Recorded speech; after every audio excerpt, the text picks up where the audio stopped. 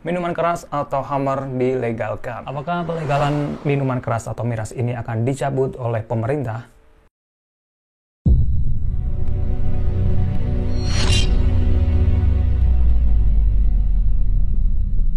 Assalamualaikum warahmatullahi wabarakatuh. Kembali lagi di channel Dakwah Populer bersama saya Miftahul, teman-teman.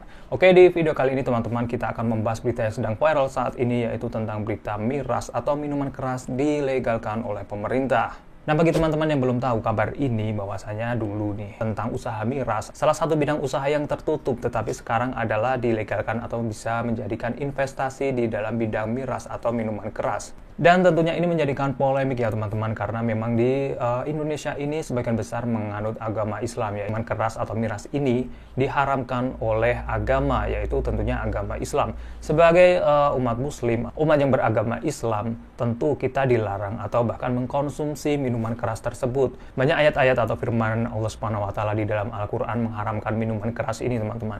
Langsung saja kita akan menyimak bagaimana sih berita tersebut sehingga melegalkan tentang minuman atau tentang miras minuman keras ini.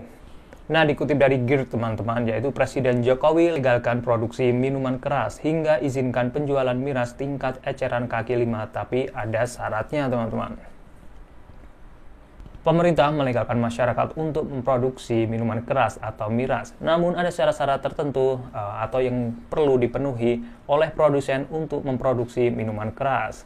Syarat-syarat tersebut terhitung dalam Peraturan Presiden atau Perpres Nomor 10 Tahun 2021 tentang bidang usaha penanaman modal. Perpres itu telah diteken Presiden Jokowi atau Joko Widodo pada 2 Februari 2021. Ini merupakan pelaksanaan Undang-Undang Nomor 11 Tahun 2020 tentang Cipta Kerja. Aturan soal miras tercantum dalam lampiran 3 Perpres, yakni soal daftar bidang usaha dengan persyaratan tertentu. Syarat untuk usaha minuman beralkohol yakni dilakukan untuk penanaman modal baru dapat dilakukan pada Provinsi Bali, Provinsi Nusa Tenggara Timur, Provinsi Sulawesi Utara, dan Provinsi Papua dengan memperhatikan budaya dan kearifan setempat. Untuk penanaman modal baru, pembuat minuman beralkohol di luar 4 provinsi tersebut dapat ditetapkan oleh Kepala Badan Koordinasi Penanaman Modal berdasarkan usulan gubernur. Selain minuman beralkohol, aturan pembukaan investasi ini juga berlaku untuk pabrik pembuat minuman anggur serta minuman yang mengandung malt. Sebelum terbitnya Peraturan Presiden Nomor 10 Tahun 2021, industri pembuat miras atau masuk dalam golongan bidang usaha tertutup. Nah, ini artinya teman-teman, jika kita melihat berita tersebut, pemerintah memang melegalkan usaha di dalam bidang miras ini ya. Tetapi di sini kita lihat ada beberapa lokasi-lokasi atau daerah-daerah tertentu yang bisa mengedarkan atau mungkin bisa usaha dalam bidang minuman keras ini ya. Yang tadinya memang miras ini digolongkan usaha tertutup tetapi menjadi bisa dikatakan terbuka di lokasi-lokasi tertentu. Seperti tadi yang dikatakan di Provinsi Bali, Provinsi Nusa Tenggara Timur, dan juga Provinsi Sulawesi Utara dan Papua ini teman-teman. Provinsi Papua ya. Dan ini memang menimbulkan reaksi-reaksi netizen-netizen atau di dalam masyarakat kita, banyak yang pro, ada yang banyak yang kontra juga. Karena di dalam agama Islam atau kita sebagai umat muslim yang memang mengharamkan atau kita tidak dianjurkan, tidak diperbolehkan meminum minuman alkohol. Walaupun sedikit saja kita tidak diperbolehkan karena banyak menimbulkan mudorotnya ya. Mudorot dalam artian kita tidak ada manfaatnya ketika kita meminum minuman keras tersebut. Banyak sekali efek-efek samping atau efek-efek negatif yang kita timbulkan ketika kita sudah mengkonsumsi minuman keras. Sebuah kriminalitas atau mungkin perbuatan yang menyimpang, perbuatan yang negatif-negatif itu disebabkan karena minuman-minuman keras. Lalu bagaimana tanggapan Ustadz Khalid Basalamah? Di sini saya menemukan juga dia ada ceramah nih yang berkaitan tentang minuman keras, yaitu yang disampaikan oleh Ustadz Khalid Basalamah. Kita lihat cuplikannya aja sebagai referensi kita simak. Bagaimana hukum pemerintah yang melegalkan minumannya? Tentu saja mendapat dosa, nggak boleh, haramin. Pemerintahnya akan mendapatkan dosa karena menghalalkan apa yang Allah haramkan, nggak bisa, harus dilarang. Dan sebenarnya teman-teman sekalian, secara kepemerintahan pun di seluruh dunia itu melarang minuman keras. Makanya diberikan peraturan-peraturan yang ketat, gitu kan? Semestinya. Ya, cuma sekarang direkayasa oleh para pebisnis minuman keras ini dengan mengatakan alkoholnya kurang lah, diubah dengan nama-nama yang lain lah. Ini semua masuk dalam hadis Nabi SAW. Akan termasuk dalam tanda-tanda hari kiamat di mana orang-orang akan mengganti khamar itu dengan nama yang lain. Berapa takaran dosis alkohol yang boleh dikonsumsi menurut para ulama? Sama saja jawabannya. Kalau dalam tubuh setetes pun nggak boleh. Kalau di luar tubuh boleh. Jangan lagi dibolak-balik, ini haram. Ya. Berputar-putar terus cari jalan supaya boleh. Tidak boleh, haram. Kalau mau boleh datang kepada selain ustadz, itu pasti dihalalin tuh. Ya. Jadi memang benar ya teman-teman, walaupun sedikit kita mengkonsumsi minuman keras ini memang tidak boleh. Kalaupun miras tersebut terkonsumsi di dalam tubuh, tetapi memang kalau di luar tubuh masih diperbolehkan ya. Dan Allah Subhanahu wa taala juga pernah berfirman, bahkan ada di beberapa surat. Kita akan membacakan dan juga menjelaskan bagaimana firman Allah Subhanahu wa taala melarang kita untuk mengkonsumsi minuman-minuman yang beralkohol ini teman-teman. 3 ayat Al-Qur'an yang menjelaskan larangan minuman khamr atau minuman keras. Minuman keras atau khamar adalah minuman yang dilarang dikonsumsi bagi umat muslim sebab dapat memabukkan. Dilarangnya minuman keras khamar atau miras ini teman-teman karena mudaratnya jauh lebih besar dibandingkan manfaatnya. Maka dari itu minuman-minuman beralkohol diharamkan dalam agama Islam atau dalam Islam. Islam adalah agama yang dirahmati Allah Subhanahu wa taala. Di dalamnya terdapat ajaran-ajaran kebenaran kepada setiap manusia. Salah satunya kebenaran bahwa orang yang beragama Islam harus menjauhi yang diharamkan.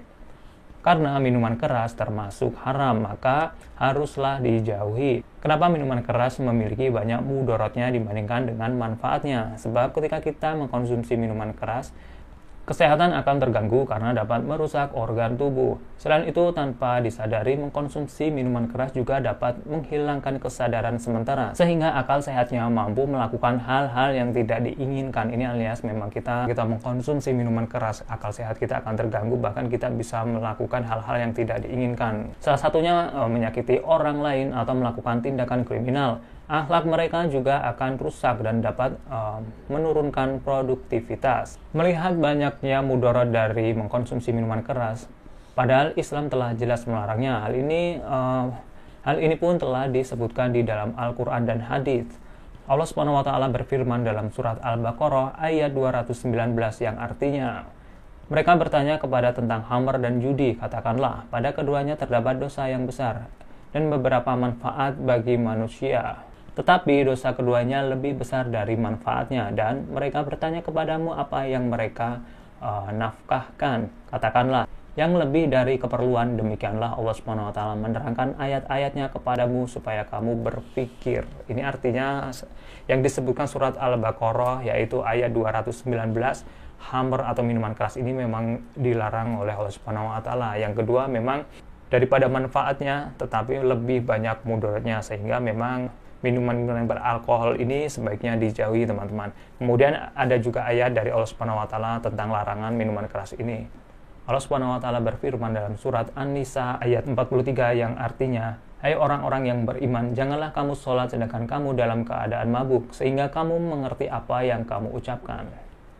Janganlah pula hampiri masjid sedangkan kamu dalam keadaan junub, terkecuali sekedar berlalu saja hingga kamu mandi. Dan jika kamu sakit atau sedang dalam musafir atau datang dari tempat buang air, atau kamu terlebih menyentuh perempuan kemudian kamu tidak mendapatkan air, maka bertayamumlah dengan tanah yang baik atau suci. Sapulah mukamu dan tanganmu, sesungguhnya Allah Maha Pemaaf lagi Maha Pengampun. Ini adalah surat An-Nisa ayat 43 teman-teman, yang bagaimana tentang larangan-larangan minuman-minuman keras juga ya, yang disinggung oleh Allah Subhanahu wa taala. Kita jangan mendekatinya. Dan juga ada ayat Al-Maidah ayat 90 teman-teman, bagaimana Allah Subhanahu wa taala menyinggung hal tersebut. Hai orang-orang yang beriman, sesungguhnya minuman khamr, berjudi atau berkorban untuk berhala atau mengundi nasib dengan panah adalah termasuk perbuatan syaitan, maka jauhilah perbuatan-perbuatan itu agar kamu mendapatkan keberuntungan.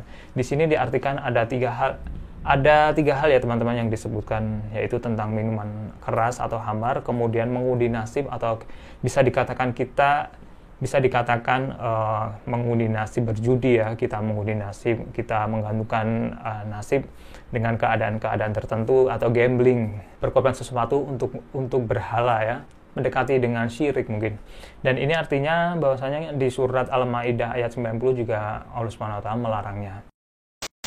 Dan ternyata berita yang sekarang ini teman-teman, tepat pada hari ini, tentang Perpres atau pelegalan minuman keras, investasi minuman keras dicabut oleh pemerintah, oleh Bapak Joko Widodo. Selengkapnya adalah video tentang klarifikasi atau pernyataan dari pemerintah atau dari Presiden Joko Widodo tentang Perpres atau pencabutan Perpres minuman keras. Kita simak. Assalamualaikum warahmatullahi wabarakatuh. Salam sejahtera bagi kita semuanya. Setelah menerima masukan-masukan dari ulama-ulama MUI, Nahdlatul Ulama, NU, Muhammadiyah, dan ormas-ormas lainnya, serta tokoh-tokoh agama yang lain, dan juga masukan-masukan dari provinsi dan daerah. Bersama ini saya sampaikan, saya putuskan lampiran Perpres terkait pembukaan investasi baru dalam industri minuman keras yang mengandung alkohol, saya nyatakan dicabut. Terima kasih. Wassalamualaikum warahmatullahi wabarakatuh. Oleh Bapak Presiden Joko Widodo yang mengatakan bahwasanya memang Perpres ini sudah dicabut, resmi dicabut, dan karena memang ada beberapa pihak ya, yaitu tentang beberapa masukan-masukan dari para ulama, para alim ulama, dan juga dari ormas-ormas seperti NU, Muhammadiyah, MUI, dan lain sebagainya. Dan di sini menyatakan memang resmi sudah dicabut tentang Perpres yang terkait dengan minuman keras atau minuman-minuman yang beralkohol. Dan mungkin itu saja teman-teman vlog dari dakwah populer kali ini. Semoga bermanfaat dan selalu terbuka hati kita, dan jauhilah minuman-minuman keras sesuai apa yang kita yakini sebagai orang Islam, sebagai orang Muslim. Semoga kita selalu mendekatkan diri kepada Allah Subhanahu wa Ta'ala. Akhirul kalam, wassalamualaikum warahmatullahi wabarakatuh.